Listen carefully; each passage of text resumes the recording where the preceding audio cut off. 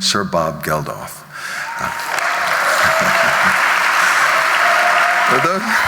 Indeed. Thank you. Thanks, sir. For those of you who heard his unbelievable remarks earlier in the week, Bob gave us a real charge for action, a call to action, and we're so deeply grateful for your attendance, Thanks, for your man. words and your wisdom. Is this for me? Why not? Why not? Whose is this? Eric Goosby's here, I'll take it. I thought I was going to get something for my trouble.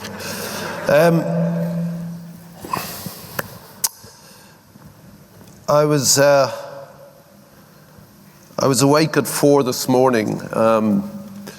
Jet lag or maybe something bothering me. I couldn't really identify it, but I got up and turned on the telly in the hotel room and was half asleep and transfixed and utterly depressed by the parade of horror for 2 hours that cascaded across my television screen. And I moved from channel to channel, from Russian TV to Al Jazeera, to Fox, to BBC World News, to France 24, to ABC, to Chinese state television, and all of them. And it was a non-stop pornography of terror, unremitting brutality, as if all the world had only one thing to say to itself, that all there was the recognition that brute force was enough to resolve anything and everything. Face after face came on the screen in a complete logical belief that what they were doing was just and right, and that their own particular view of justice would prevail over everything and in the end. And being Irish and referencing what I talked about with Waleed Ali yesterday, I thought of Yeats's great prophetic poem, The Second Coming. Many of you will know where he describes this slimy, slow-driven beast slouching towards Bethlehem to be born. It's called The Second Coming because Yeats didn't quite know what he was seeing in that great poetic imagination. And you'll remember, I think, a lot of you, some of the key lines from that work of genius. Things fall apart. The center cannot hold. Mere anarchy is loosed upon the world. The blood-dimmed tide is loosed. The ceremony of innocence is drowned. Now, when I'm in Africa, and when I'm amongst the victims that all of you have been talking about and have been working with for 30 years, I see the ceremony of innocence being drowned by a vast wave of indifference. And I see the blood-dimmed tide of our indifference engulfing them. Things fall apart. And ladies and gentlemen, we just simply cannot continue into the 21st century with the world that I was watching for 2 hours on my television last night. We can't do that. Perhaps we're watching the dissolution of the ideas of the 20th century finally. Perhaps the 21st century is about to begin finally. I take you back to some of the things I was talking about with Walid yesterday, that it took until 1914 for the 19th century to end. Will it take the same cataclysm for the 20th century to finally end and our own century to begin? Maybe we're witnessing all the dissolutions of the systems put in place in that horrendous 75-year war that was the 20th century. But we've yet to discover what the new systems may be. The center didn't hold. Now, the defining logic of the 20th century was competition. If we are to survive as a species, and I specifically go to the heart of the human species, because the others will survive, some may not survive us, but they will survive. If we are to survive as a species, then we must reject that defining logic of the last century that led to the most brutal and terrifying century in all human history, where countless tens of millions were slaughtered and impaled upon the unlikely spikes of even more ludicrous ideologies, vast dreams of a meaningless utopia. So our century must be defined by the things that define you, your job, this conference, and the grave issue that you face. And they are cooperation, consensus, and compromise.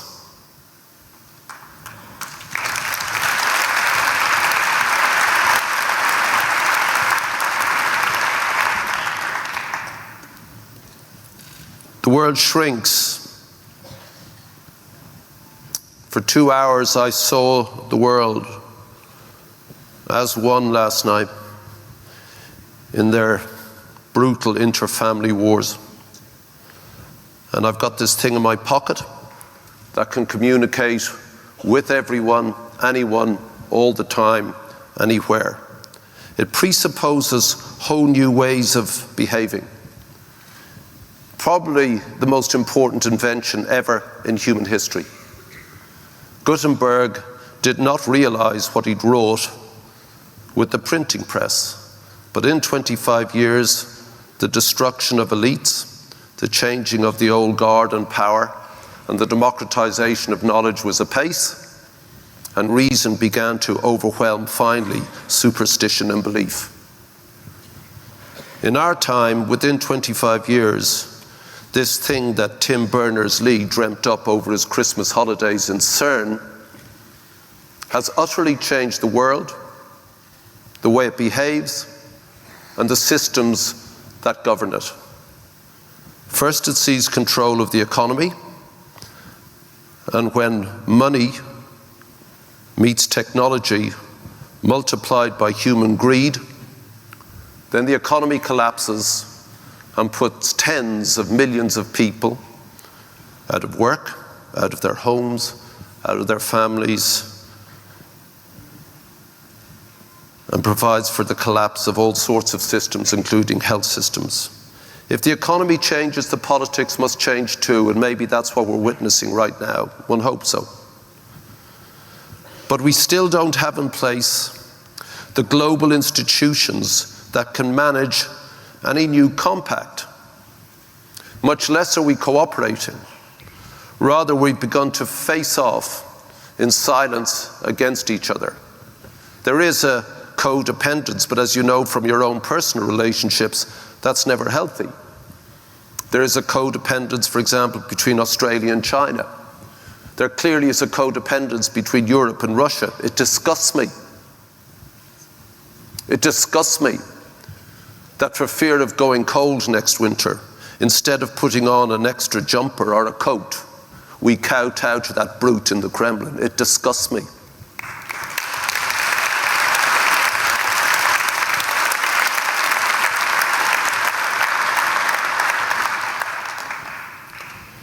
What those institutions will be, I don't know, but I've got a strange inkling that what this vile disease brought forth was a new and unique cooperation and combination of talents. I'm not trying to fit where my thoughts are going just to accommodate you people. I don't do accommodation very easily, I have to tell you. But 30 years ago, when my friends began to hurt, and we were scared, stiff, as I said yesterday, terrorized that thing that makes us most human, sex, particularly through love, should be so debased by this vicious little thing that we didn't know what it was until Francois and Luc came along. We lived in abject terror. Those of you my age will remember that. And then we thought, well, it only fits one part of the community. And the problem with that was that though no one will admit it, once that relief had hit home, underneath was the unspoken little worm of a thought that, well, faggots. What do you expect?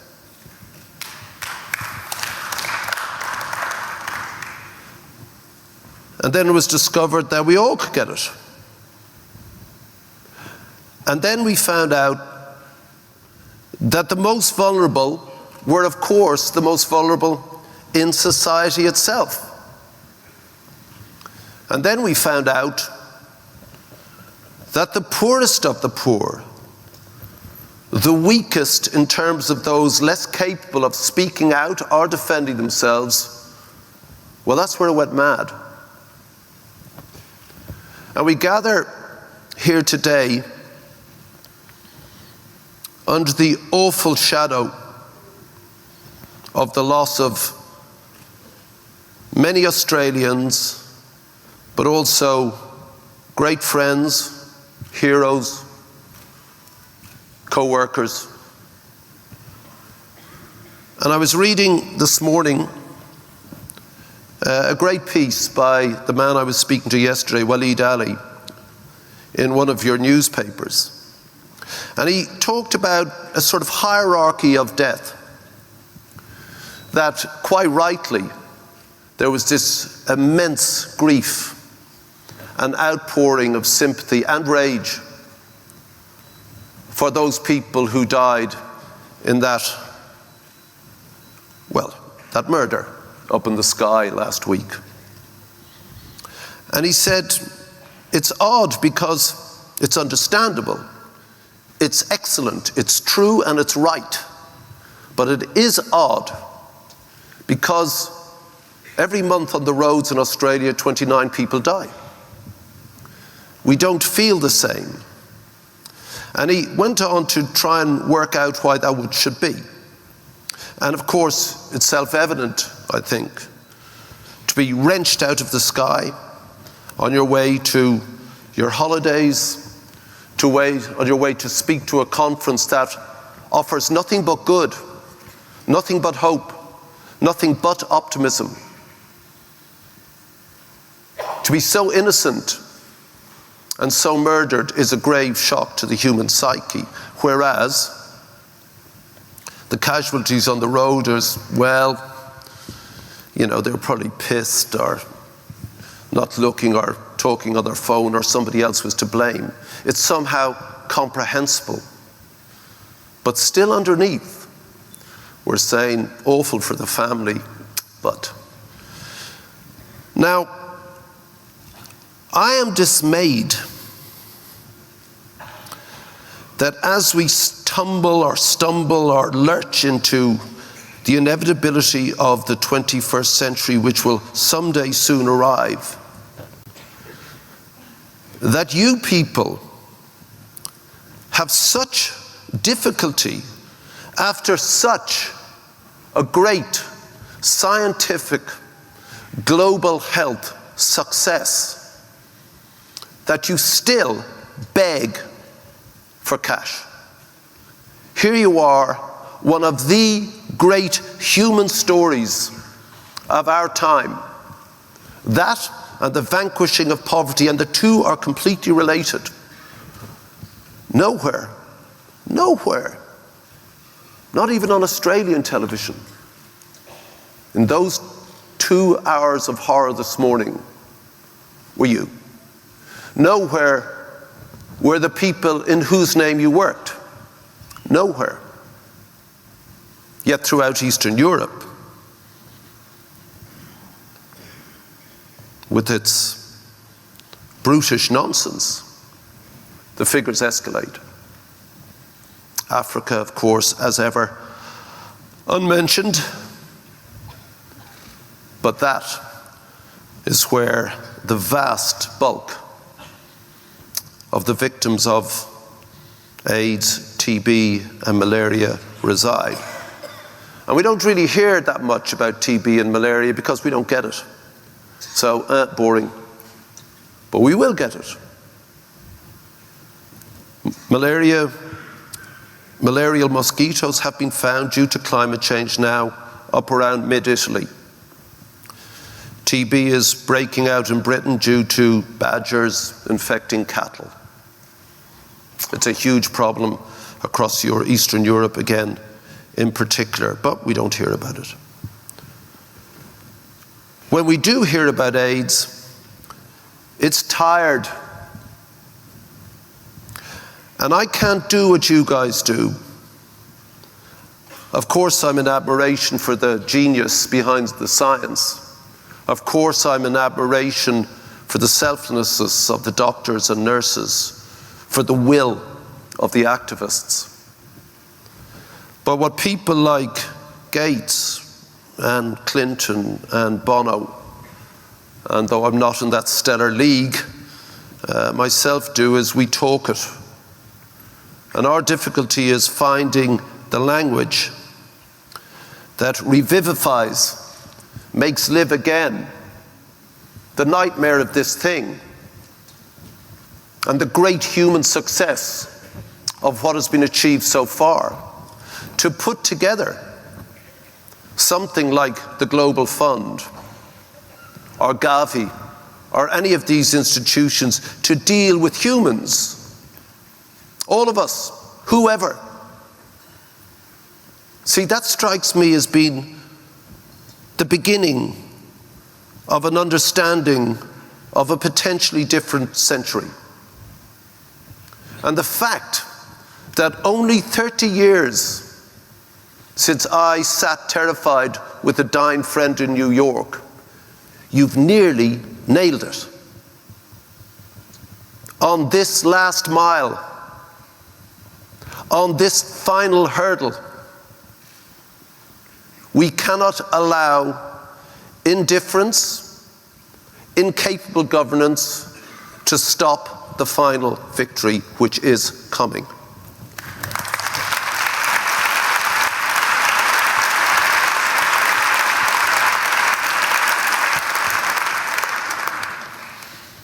I'm not sure why you're going to South Africa. I know the South African representative is here.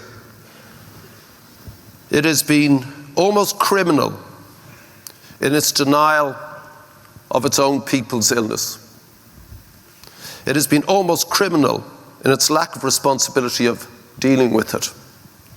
I've raised this with that government, with their presidents, on numerous occasions. It's changing. About time. It's been long enough.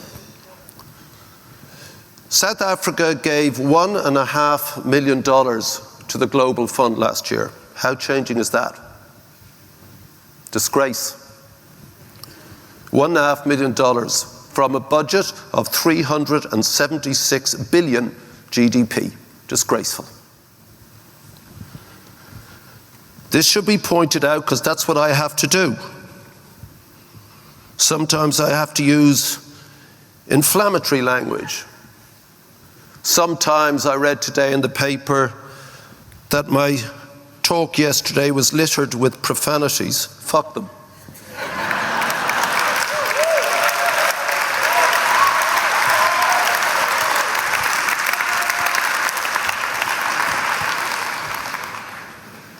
For the gentlemen in the press and the ladies, I would like to inform you that there is nothing more profane than the disease with which this conference is trying to deal with.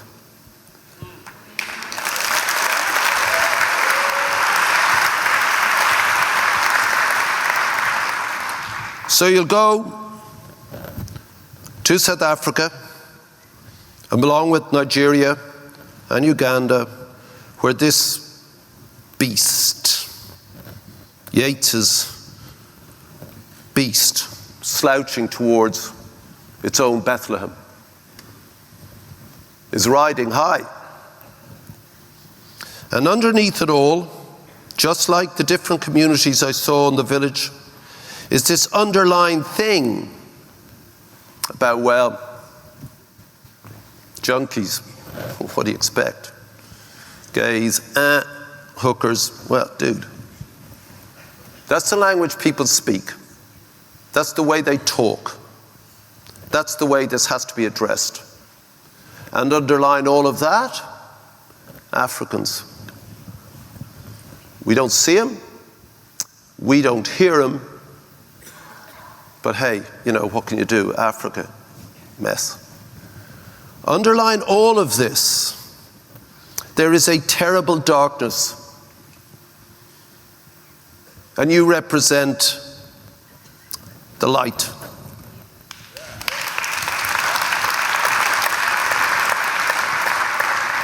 And we must call out that prejudice. And it will not be done using the rights-based language that you're using at the moment. It will not be done. And I'll explain what I mean by that, because this is where you have got monstrous problems. I've got a small one. How do I talk and make people to see we're nearly there? It's not going to affect you probably, but that's not the point. This great global effort, we're nearly there. But when people talk in this sort of ragbag of lifestyle choices and a personal assumption of rights, it doesn't work. It doesn't work. What do you mean, what am I talking about? I'm talking about the fact that what we assume in this part of the world to be universal concerns often turn out to be just parochial laws. That's what I mean. That what we say is necessarily right, others simply don't agree with. And to spite us, they put into law those things that they know we will find offensive, but are entirely endorsed by the local culture, which only goes to strengthen the despot's hand.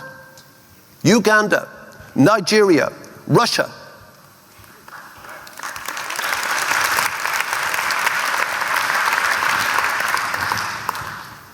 I love when you shout at me. I love when you disagree with me. It's just what I'm thinking, dude. And if I start talking about rights and those sort of things, bang, out they go. They're gone. With rights come responsibilities and obligations. If you bring up these things, you'll be 3 hours debating it. What needs to be told is how awful this thing still is, what it does to entire countries, never mind individuals or communities. How the net sucking out of the world economic good is distorted by this singular disease, which we are almost nearly there in defeating. Let's not get distracted by diversionary language. Let's call it as it is. And that's the point of these conferences, to speak the truth unto each other, to gather together, because everyone is out there doing their own thing singularly. And by coming together here, yes, there's the networking, yes, there's the common understanding, yes, there's the self-congratulations, justifiably. And leaving here, though, too, with a great sense of triumph, commitment, and vindication, but knowing full well, though you're on the last gasp, that the science proceeds apace. Through Francoise still committing her life to this and all the others, while you will never give up. The language is tired. The story doesn't have to be reinvented, just the language. Identifying the red ribbon. We got pink ribbons, we got yellow ribbons, we got this ribbon, we got that. What are you wearing today? See, I'm just telling you what my problem is. The scientists can do their thing. The field workers do theirs, the doctors, the nurses, the activists. But trying to say what this great victory will be when it comes. And meanwhile, you fight for that last scrap of cash. China, $5 million. GDP, 8.9 trillion. Dude, if you want to be the global player, we're not very concerned about the Spratly Islands. Leave them alone. We're concerned about you paying your way with responsibility into the global community. There's a cost for power.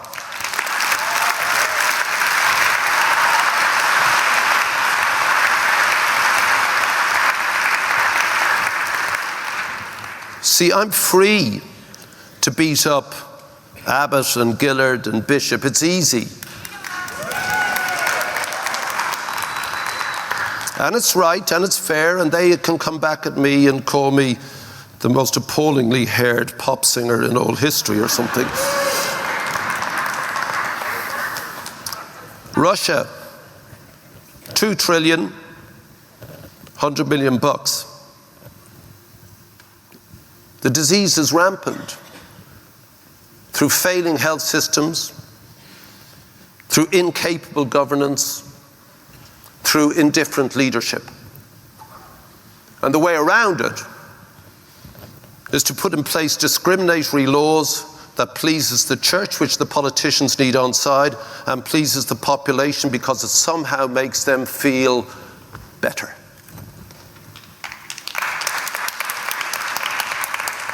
Saudi Arabia, don't tell me there's no ways there, please. Saudi Arabia, 20 million.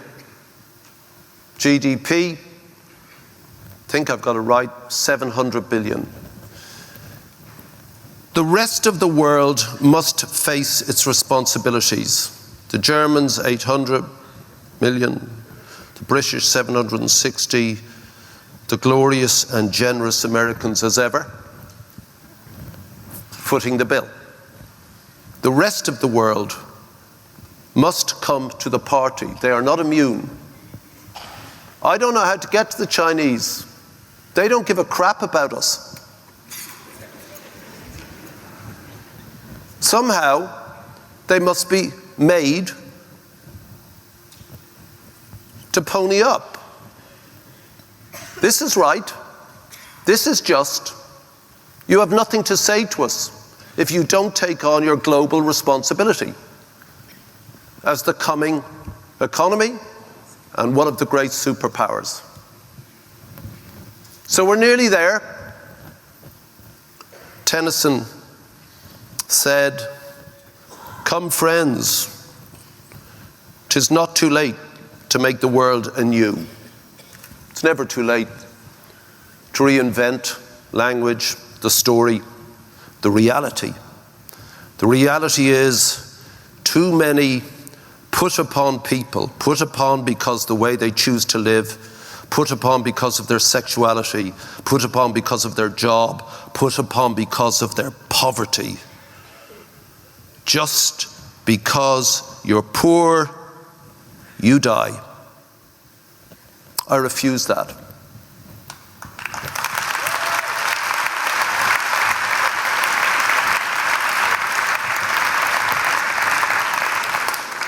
I'll be in South Africa a couple of times before the end of the year. We'll argue there.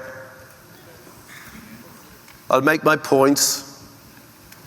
In 2 years' time, you'll have come further along the line. In 2 years' time, there'll be more science. In 2 years' time, we'll be getting there. The 2 choke points, funding, distribution, we'll be getting there. I'll do my thing. I'll make a racket. I'll help you as much as I can.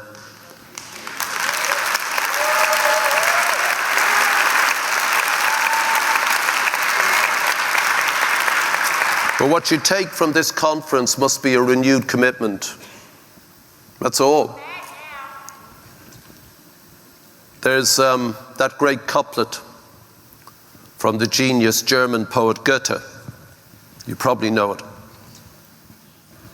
Whatever you can do, or dream you can, begin it. Boldness has genius, power, and magic in it. Good luck.